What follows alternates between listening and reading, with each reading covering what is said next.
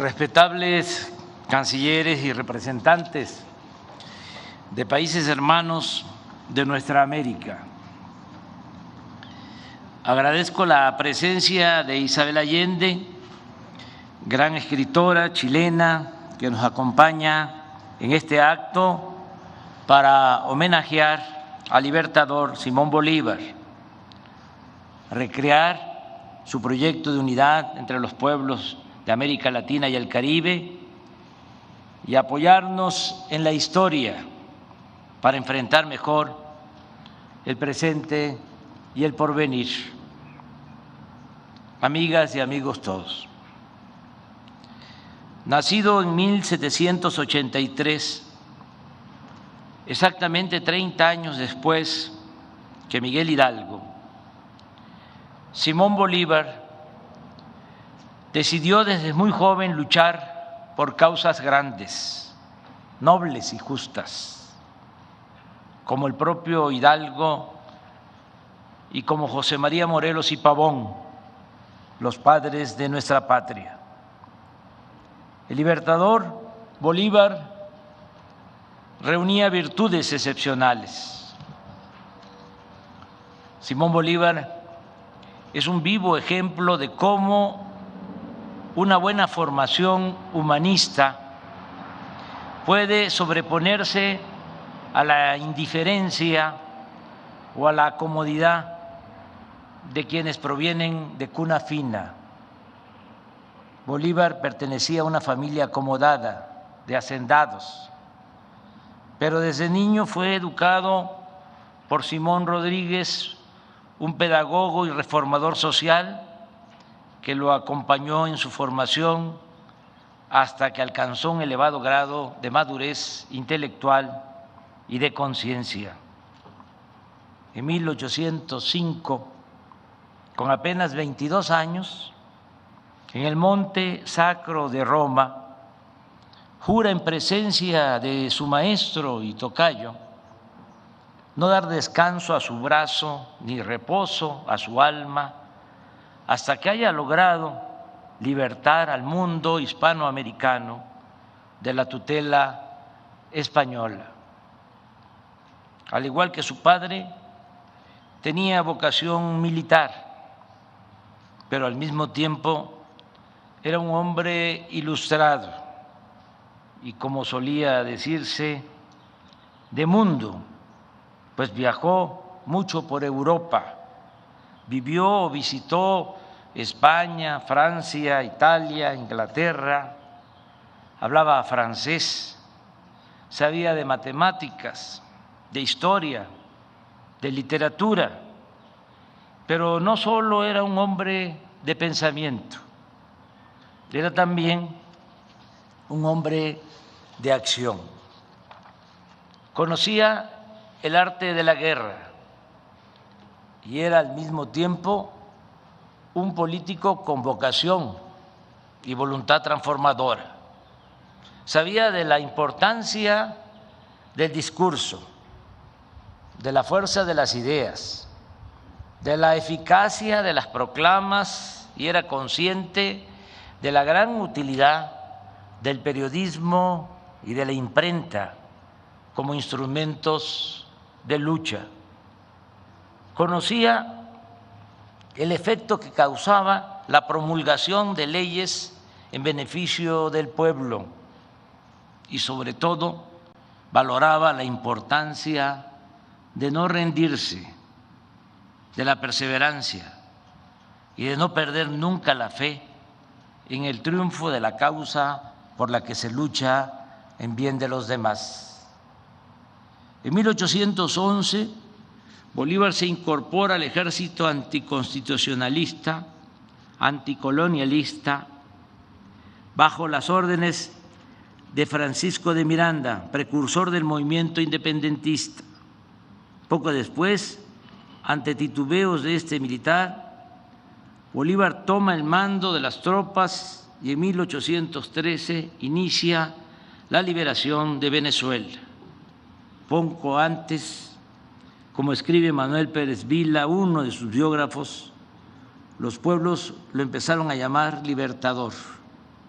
título que le confieren solemnemente en octubre de 1813 la municipalidad y el pueblo de Caracas, y con el cual habría de pasar a la historia. En su lucha incansable por los caminos y los mares de América se entrelazan triunfos y derrotas. Su campaña militar lo lleva a refugiarse en Jamaica y en Haití. De este pueblo, de Haití, y de su gobierno, recibe en 2 ocasiones apoyo para sus campañas, algo verdaderamente excepcional y un ejemplo de solidaridad y hermandad latinoamericana. En 1819 entra triunfante a Bogotá y poco después se expide la ley fundamental de la República de Colombia. Este gran estado, la Gran Colombia, creación del Libertador, comprendía las actuales repúblicas de Venezuela, Colombia, Ecuador y Panamá. No todo fue fácil en su lucha. Perdió batallas, enfrentó traiciones y, como en todo movimiento transformador o revolucionario, aparecieron las divisiones internas que pueden llegar a ser hasta más dañinas que las contiendas contra los verdaderos adversarios.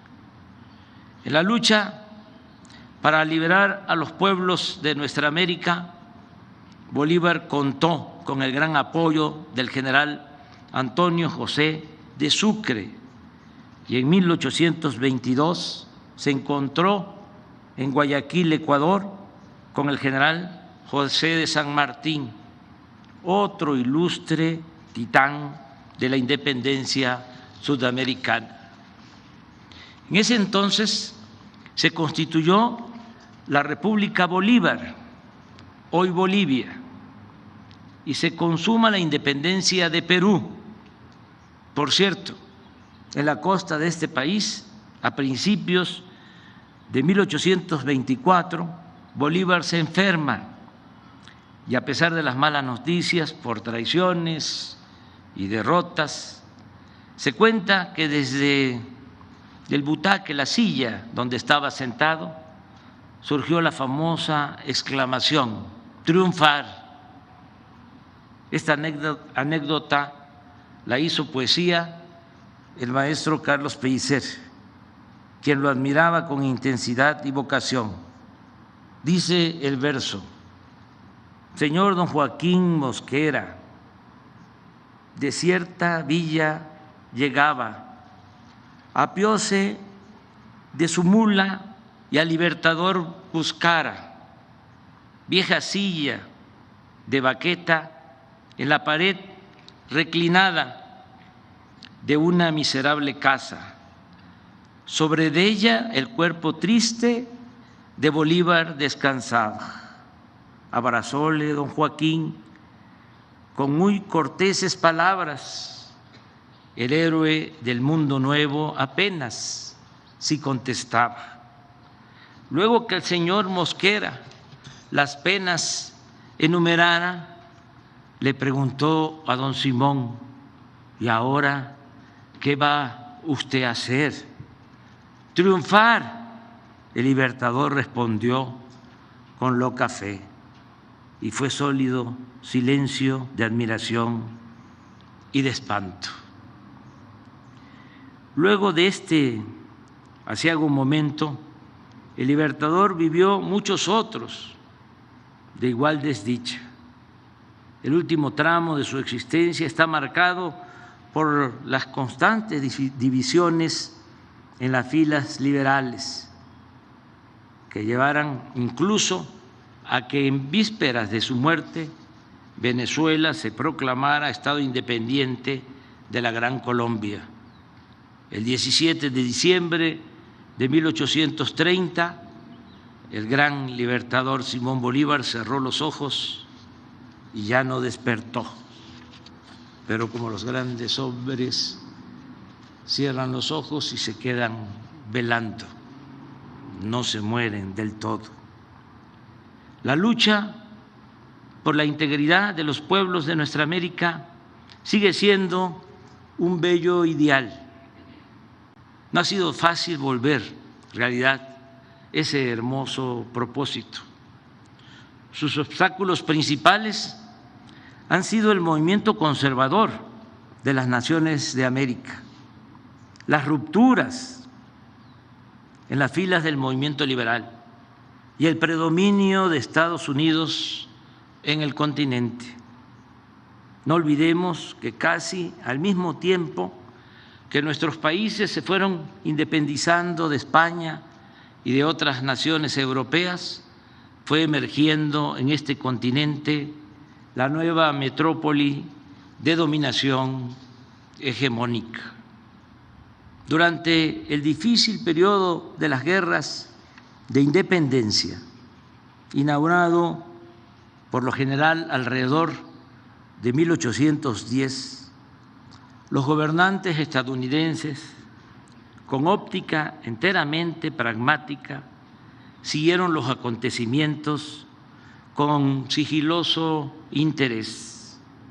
Estados Unidos maniobró en diferentes tiempos conforme a un juego unilateral, cautela extrema al principio para no irritar a España, Gran Bretaña, la Santa Alianza, sin obstaculizar la descolonización que por momentos se veía dudosa. Sin embargo, hacia 1822, Washington inició el reconocimiento rápido de las independencias logradas a fin de cerrar el paso al intervencionismo extracontinental. Y en 1823, al fin, una política definida. En octubre, Jefferson, progenitor de la Declaración de Independencia y convertido para entonces en una especie de oráculo, dio respuesta por carta a una consulta que sobre la materia le hiciera el presidente Monroe. En un párrafo significativo, Jefferson dice: nuestra primera y fundamental máxima debería ser la de jamás mezclarnos en los embrollos de Europa. La segunda, nunca permitir que Europa se inmiscuya en los asuntos de este lado del Atlántico. En diciembre, Monroe pronunció el famoso discurso en el que quedó delineada la doctrina que lleva su nombre, la consigna de América para los americanos. Terminó de desintegrar a los pueblos de nuestro continente y destruir lo edificado, lo material, por Bolívar. A lo largo de casi todo el siglo XIX se padeció de constantes ocupaciones, desembarcos, anexiones, y a nosotros nos costó la pérdida de la mitad de nuestro territorio con el gran zarpazo de 1848. Esta expansión territorial y bélica de Estados Unidos se consagra cuando cae Cuba, el último bastión de España en América, en 1898, con el sospechoso hundimiento del acorazado Maine en La Habana, que da lugar a la enmienda Platt y a la ocupación de Guantánamo. Es decir, para entonces Estados Unidos había terminado de definir su espacio físico vital en toda América. Desde aquel tiempo, Washington nunca ha dejado de realizar operaciones abiertas o encubiertas contra los países independientes situados al sur del río Bravo. La influencia de la política exterior de Estados Unidos es predominante en América. solo existe un caso especial, el de Cuba, el país que durante más de medio siglo ha hecho valer su independencia, enfrentando políticamente a los Estados Unidos. Podemos estar de acuerdo o no con la Revolución cubana y con su gobierno, pero al haber resistido 62 años sin sometimiento, es toda una hazaña. Puede que mis palabras provoquen enojo en algunos o en muchos, pero como dice la canción de René Pérez Joglar, de Calle 13, yo siempre digo lo que pienso. En consecuencia, creo que por su lucha en defensa de la soberanía de su país, el pueblo de Cuba merece el premio de la dignidad.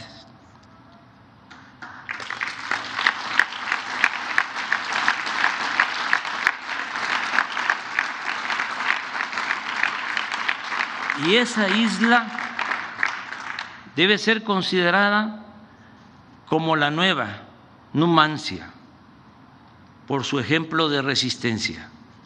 Y pienso que por esa misma razón debiera ser declarada Patrimonio de la Humanidad.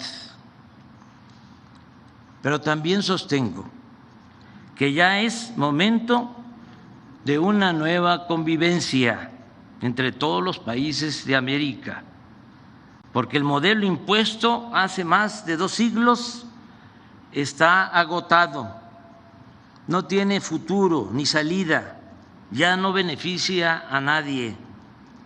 Hay que hacer a un lado la disyuntiva de integrarnos a Estados Unidos o de oponernos en forma defensiva. Es tiempo de expresar y de explorar otra opción, la de dialogar con los gobernantes estadounidenses y convencerlos y persuadirlos de que una nueva relación entre los países de América es posible. Considero que en la actualidad hay condiciones inmejorables para alcanzar este propósito de respetarnos y caminar juntos sin que nadie se quede atrás.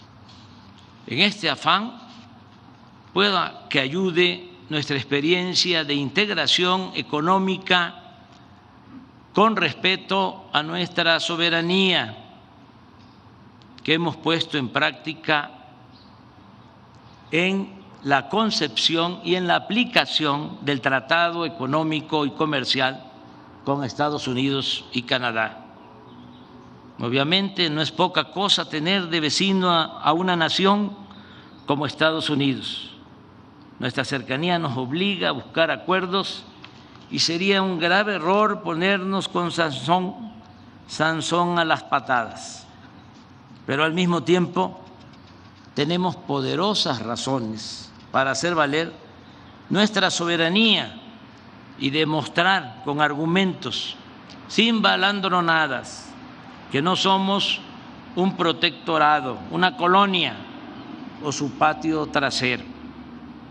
Además, con el paso del tiempo, poco a poco se ha ido aceptando una circunstancia favorable a nuestro país. El crecimiento desmesurado de China ha fortalecido en Estados Unidos la opinión que debemos de ser vistos como aliados y no como vecinos distantes. El proceso de integración se ha venido dando desde 1994, cuando se firmó el primer tratado, que aún incompleto porque no abordó la cuestión laboral como el de ahora, permitió que se fueran instalando plantas de autopartes del sector automotriz y de otras ramas, y se han creado cadenas productivas que nos hacen indispensables mutuamente. Puede decirse que hasta la industria militar de Estados Unidos depende de autopartes que se fabrican en México.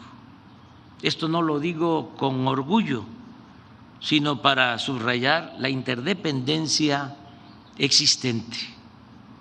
Pero hablando de este asunto, como se lo comenté al presidente Biden, nosotros preferimos una integración económica con dimensión soberana con Estados Unidos y Canadá, a fin de recuperar lo perdido con respecto a la producción y el comercio con China, que seguirnos debilitando como región y tener en el Pacífico un escenario plagado de tensiones bélicas. Para decirlo en otras palabras, nos conviene que Estados Unidos sea fuerte en lo económico y no solo en lo militar. Lograr este equilibrio y no la hegemonía de ningún país es lo más responsable y lo más conveniente para mantener la paz en bien de las generaciones futuras y de la humanidad. Antes que nada, debemos ser realistas y aceptar, como lo planteé en el discurso que pronuncié en la Casa Blanca en julio del año pasado, que mientras China domina 12.2% del mercado de exportación y servicios a nivel mundial, Estados Unidos solo lo hace en 9.5%. Y este desnivel viene de hace apenas 30 años, pues en 1990 la participación de China era de 1.3% y la de Estados Unidos de 12.4%. Imaginemos si esta tendencia de las últimas 3 décadas se mantuviera, y no hay nada que legal o legítimamente pueda impedirlo. En otros 30 años, para el 2051, China tendría el dominio del 64.8% del mercado mundial y Estados Unidos entre el 4 y 10%, lo cual, insisto, además de una desproporción inaceptable en el terreno económico, mantendría viva la tentación de apostar a resolver esta disparidad con el uso de la fuerza, lo que nos pondría en peligro a todos. Podría suponerse de manera simplista que corresponde a cada nación asumir su responsabilidad, pero tratándose de un asunto tan delicado y entrañable, con respeto al derecho ajeno y a la independencia de cada país, pensamos que lo mejor sería fortalecernos económica y comercialmente en América del Norte y en todo el continente. Además, no veo otra salida. No podemos cerrar nuestras economías ni apostar a la aplicación de aranceles a países exportadores del mundo, y mucho menos debemos declarar la guerra comercial a nadie. Pienso que lo mejor es ser eficientes, creativos, fortalecer nuestro mercado regional y competir con cualquier país o con cualquier región del mundo. Desde luego, esto pasa por planear conjuntamente nuestro desarrollo, nada de dejar hacer o dejar pasar.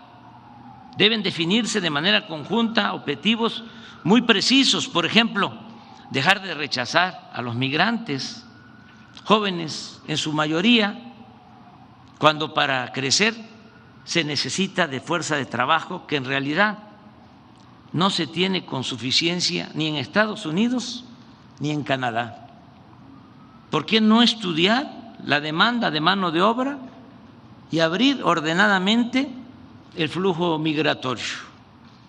Y en el marco de este nuevo plan de desarrollo conjunto deben considerarse la política de inversión, lo laboral, la protección al medio ambiente y otros temas de mutuo interés para nuestras naciones. Es obvio que esto debe implicar cooperación para el desarrollo y bienestar de todos los pueblos de América Latina y el Caribe. Es ya inaceptable la política de los últimos 2 siglos, caracterizada por invasiones para poner o quitar gobernantes al antojo de la superpotencia. Digamos adiós a las imposiciones, las injerencias, las sanciones, las exclusiones y los bloqueos. Apliquemos, en cambio, los principios de no intervención, autodeterminación de los pueblos y solución pacífica de las controversias. Iniciemos en nuestro continente una relación bajo la premisa de George Washington, según la cual las naciones no deben aprovecharse del infortunio de otros pueblos. Estoy consciente que se trata de un asunto complejo que requiere de una nueva visión política y económica. La propuesta es ni más ni menos que construir algo semejante a la Unión Europea, pero apegado a nuestra historia, a nuestra realidad y a nuestras identidades. En ese espíritu no debe descartarse la sustitución de la OEA por un organismo verdaderamente autónomo, no lacayo de nadie, sino mediador a petición y aceptación de las partes en conflicto en asuntos de derechos humanos y de democracia. Es una gran tarea para buenos diplomáticos y políticos como los que afortunadamente existen en todos los países de nuestro continente. Lo aquí planteado puede parecer una utopía, sin embargo, debe considerarse que sin el horizonte de los ideales no se llega a ningún lado y que en consecuencia vale la pena intentarlo. Mantengamos vivo el sueño de Bolívar. Muchas gracias.